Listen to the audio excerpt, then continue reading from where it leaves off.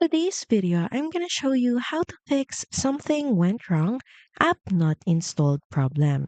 This error usually happens because of storage issues, corrupted app files, permission restrictions, or incompatible app versions. So first, make sure that your phone has enough storage. So you can just head over to settings.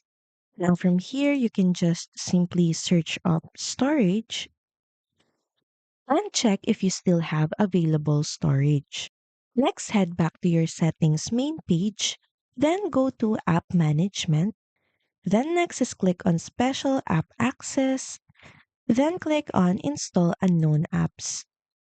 Now from here, make sure that your browser is allowed as well as My Files or File Manager.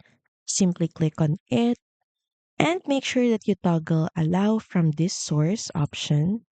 And once done, check if the problem has been solved.